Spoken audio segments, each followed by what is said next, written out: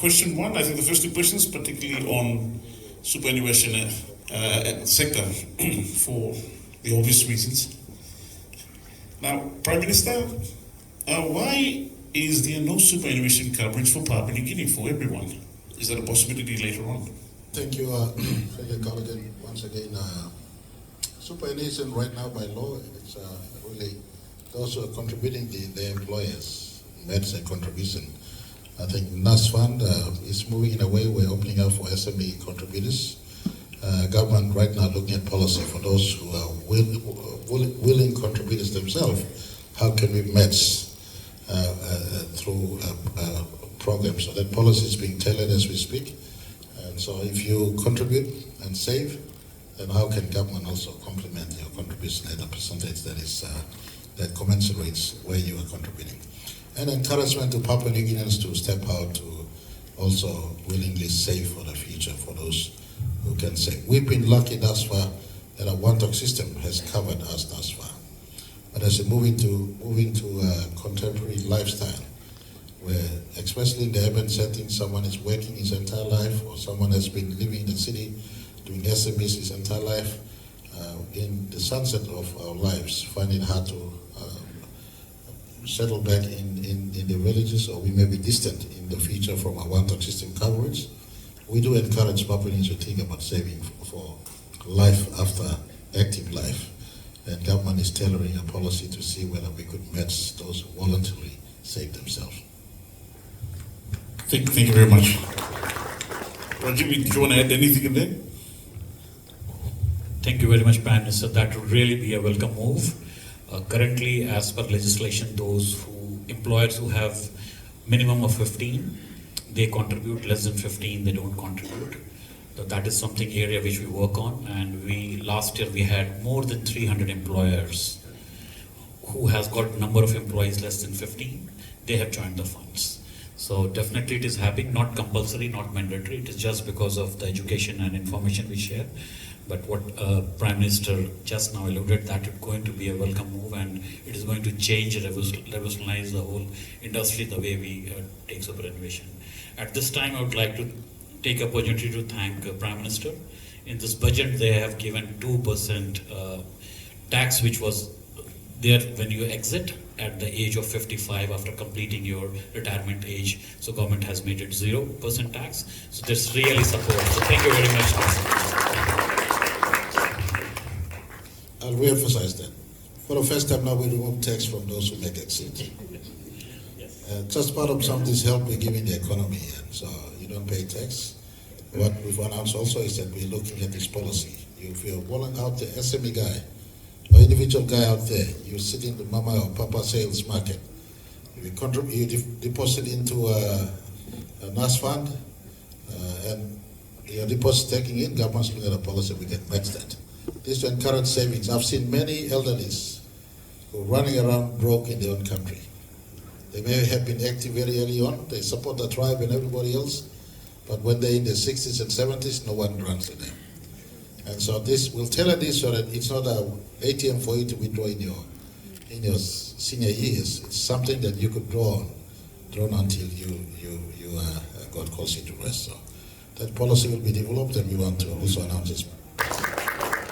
Still pursuing an appetite for economic reform, with the proposed reforms in the central bank and superannuation sector seems to have slowed down. Phase 2 of the central bank Act review has not been published as yet. Any reasons to this? That is an ongoing work, Cullighan, as we speak. Central bank's independence must be preserved. We don't intend to encroach into this space. But how can they become an active player in the economy and working in partnership with our super funds? So it's a major part of our architecture that we are looking at. And again, part of the reform packages that will go beyond 50 years of nationhood. So far, so good. The independence have withstood the test of time.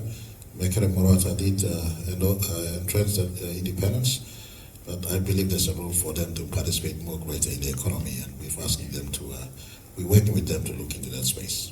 Good question would be, with much needed exports to build up our reserves, our reserves as such, and also to build up on our exports. Regarding one of the key projects, Papua LNG project, it has been delayed for a while. If you could explain as to the delay. All right, thank you, Cullighan. Even with the Papua LNG delay, you ask my brother sitting on my left, he will tell you, 2023, a record high new membership, 34,415, if I'm not wrong.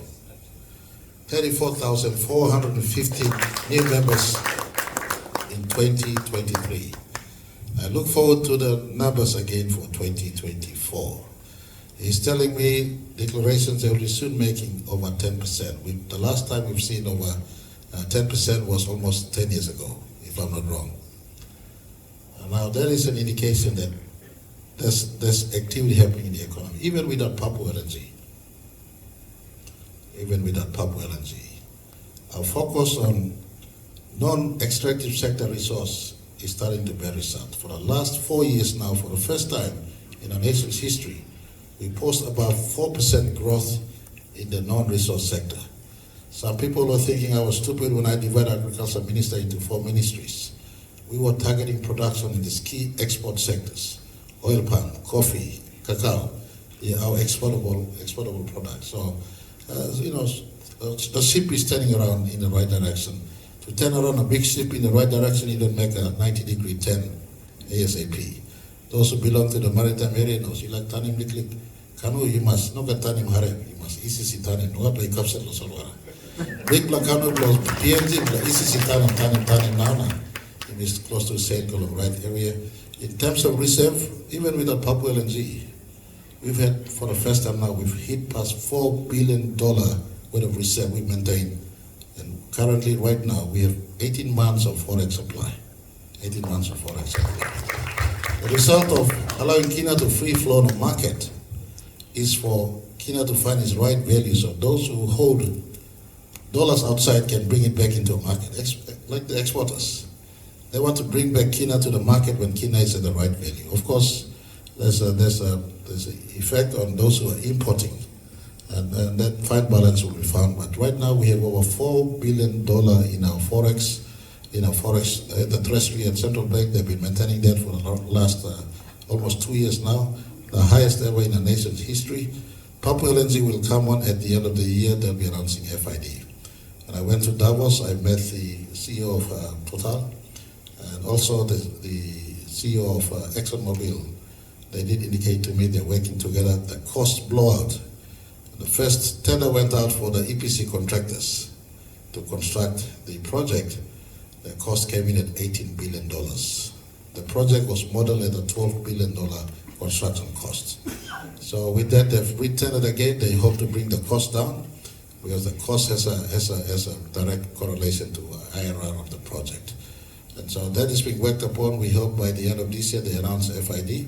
When FID is announced, Sharma, good news. Resequencing Papua, Pinang in the petroleum sector, so you will have construction life almost 6 to 7 years of construction after FID in Papua. So I did ask ExxonMobil CEO that they don't bring in Pinang early, they sequence Papua construction, then Pinang construction. So we expect about 6 to 7, 8 years of construction life from oil and gas sector. Later in this quarter, we will cross the line in Wafi Golfu. All these things put together, including our small Pasca project, Pasca A1 project, all this put together, we expect over $20 to $25 billion worth of construction activities in our country for the next 10 years.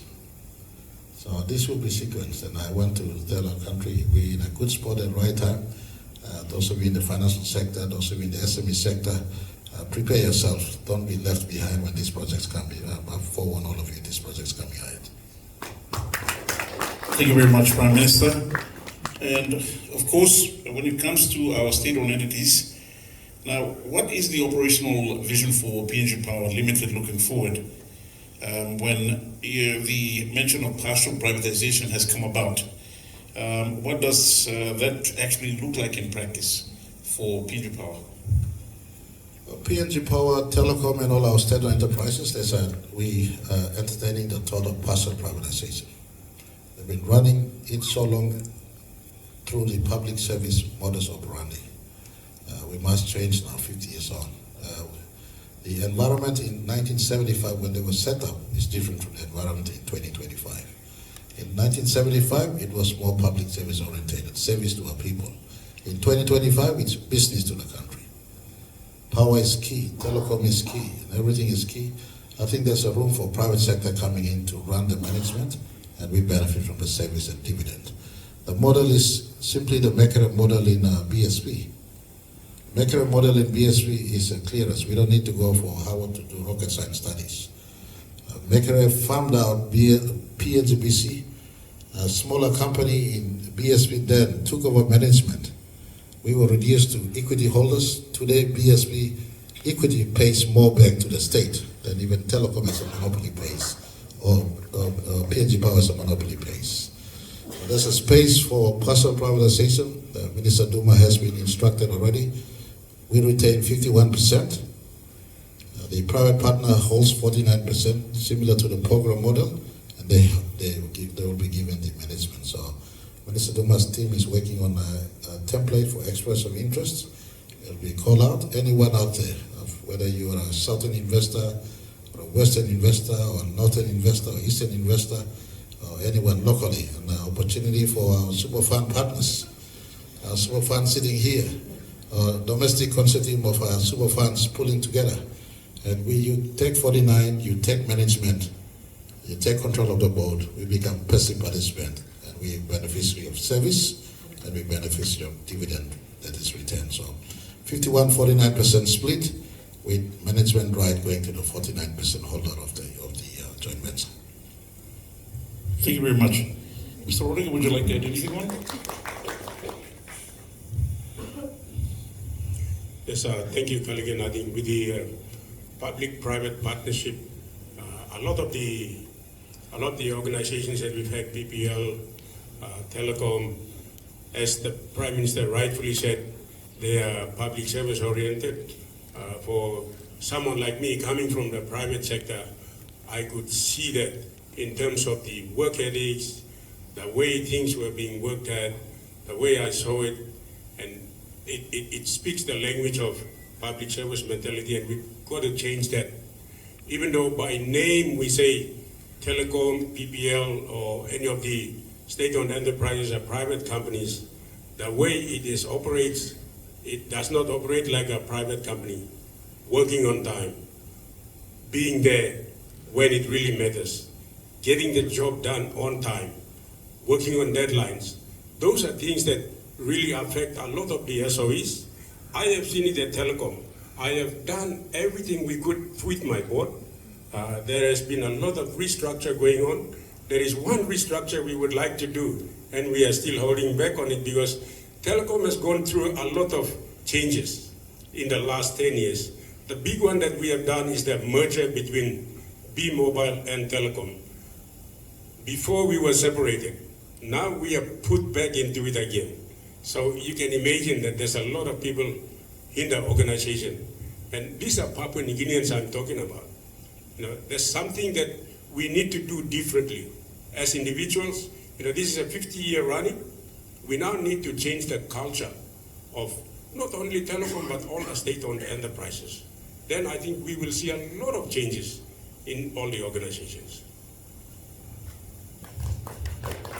Well, 50-year reset. Think about it. Just talk about 50-year reset. Reset. We want to reset the button, the frequency. Finally, Prime Minister, regarding the 1.4 billion Kina loan that the Papua New Guinea government received from the Australian government, in regards to this, does it spell something about our cash flow in the country, and was it captured in our 2025 budget? All right, thank you. It's within our 3.3% deficit of last year. You remember, and all of you, those of you commentators in the economic space, our report on our budgetings are clearly in our final budget outcomes. So if you Google it, www.treasury.gov.pg, and you write in final budget outcomes, you will see all the statistics. We in a fiscal, I want to give assurance to our country, we're in a fiscal consolidation path. That means our target to come and hit a balanced budget, if not a modest surplus in 2027, is on target consistently for the last 5 years. We had a high of over 8% in 2020. All of you know what happened in 2020. COVID-19 affected global economies. Most countries globally, when the deficit went above 10%, we maintained below 10% and a high 8%. We've now scaled down. So that's 2020 at 8%. If you ask me what was the statistics at 2022, we were around 5.3%, if I'm not wrong. 2023, we were 3.4, if I'm not wrong. Not 3.4, 4.3. And last year, we were 3.3. So that Australian financing is within the 2024 money plan, part of our 3.3 deficit element. So it's not something new, doesn't aggregate our debt unplanned within our money plan for last year. We had to borrow. It's concession, by the way. Concession means grace period under 4% interest rate and 20-year repayment. Thank you, General Secretary. I want to announce to our country that the minimum wage board has been convened. The last time we had a formal proper meeting was 2014 or 15. So we've picked it up. I want to commend Minister, the Honourable Casey Sawan. She's going to give interest in this, and she's been also asked to allow it to be completed. To our employer federations, I want to say we have some good news for you also. Support the process. We'll find a fine balance. Let's support minimum wage increase. I think $3.50 has been there for a long time, adjusted based on CPI adjustments. And I know exactly where that trading point is. To the employers, you assist us, elevate, matching this with realistically a baseline CPI adjustment rate. Once that is elevated, to the employers will come good to you. I don't intend to tell you what the good is, but you assist the process. It's a tripartite process, and let's support the bid to increase minimum wage, and that's a good thing for the employers. I will if we adjust someplace, I'll just leave it at that. All right, thank you, Secretary. Look forward to your submission to Cabinet, and please work on this. It's a good submission. But having said this, using this question as a way of reflection, one of the greatest gifts the fathers of our Constitution, including St. Julius, which just passed, has gifted our country, is the non-alienation of land from our people. In many countries in the world, land has already been alienated from the people. We have land still as our prime possession. So we're not poor for our status. It's just that we are cashless. In terms of asset, every citizen in our country has asset. You have land to start off with. It's only those who are second or third generation urbanites who may not claim that right. But those of us who still have access to our tribal land, you have asset that many global citizens don't have. And so it is in our interest. We've seen which is the earliest sector to get people to be productive, and that is the agricultural sector. From coffee today, I've had my first cup. It's just all my Seventh and Adventist church members, but I'm going to confess, I work 18 hours a day, and I need something to keep me working the next day. And so, if I go to hell for this one, I'm willing to go to hell for the sake of my country. So, the point I'm trying to make is, by the end of today, when I'm finishing work at around, say, the last coffee I take is maybe at 7, 8 o'clock to keep me going to 12 in the night. By the end of today, I would have drunk 3, if not 4, cups of coffee. Globally speaking, one average cup is around $4 now, Starbucks. So people must grow coffee. They don't grow coffees in China or USA or Europe. I was at Davos, every person in Davos was drinking 3 or 4 cups of coffee before even the lunch hour session. And so, Mr. Agricultural Secretary, your recommendations in order. Our land can produce coffee, cacao, vanilla, palm oil, everything. for our people. It's about you and me unlocking those impediments, bringing market closer to people, paying them the right price, and we export outside and bring the earnings back into our country. The key steps and formula, if we unbundle this, our people will earn forever money in the